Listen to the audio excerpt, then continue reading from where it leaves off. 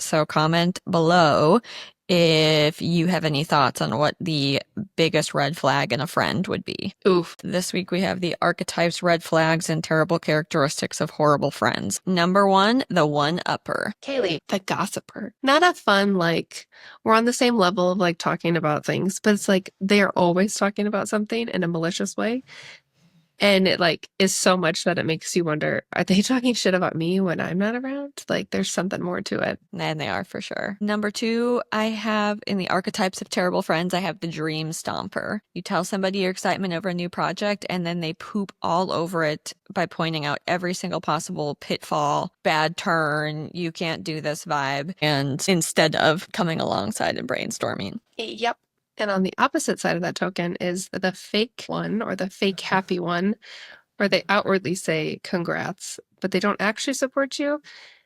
And you could tell because like there's nothing more to it than just congrats or cool. And they probably secretly talk behind your back. Amen. Archetype of terrible friend number 3, the jealous one. They low-key pull away when you're doing well because they're mad that they aren't the one succeeding. Yes. And again, to bounce off of that, we've got the envious one. Subtly or not so subtly resentful. Next, I have the phone friend. You might as well not be spending time with them because the whole time that you are, they're like this, Oh, I talking to hate someone that. else. What about the invalidator? Constantly dismisses and downplays your feelings or experiences. That's not fun. Next up, I have the ghost. They sort of linger in the periphery, but they never actually seem to show up for anything. They bounce in just long enough for you to think that they're around. You hear a little rustling, a little woo, but then they're gone. Emotional vampire as a bad friend archetype. We talked about this previously, but they're always draining.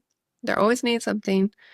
And every time you hang out with them, you just feel like your energy has taken a tank because they just suck everything out of you. I don't even know how that's possible. The Eeyore, they are always downtrodden and wanting to bring you down with them. And that's the hallmark. It's not just somebody who's sad sometimes that needs your help. It's that they're miserable and everyone else needs to be miserable with them. The highbrow honey. She's fancier than you and she makes sure you know about it. The flake. Unreliable. Never following through on commitments. You think they're going to be there and they never are. Secret schemer. So there's always a scheme afoot. There's always something going on in the background. Everything is transactional. Everything's a quid pro quo. Don't take anything from them because they're going to want something back probably at a time that is most inconvenient for you. What about the drama magnet? Someone who thrives on chaos, just uses you as an emotional landfill. Basically just dumping all the drama that you don't want to be involved in. Yes, which ties in perfectly with the chaos creator.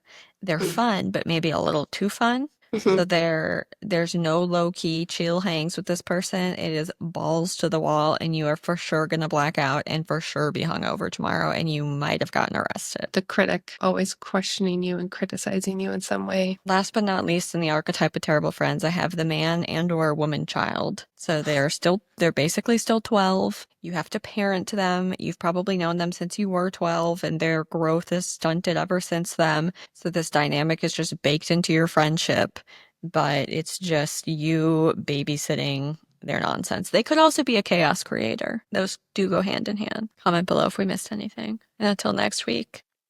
Love you, bye. I love you, bye.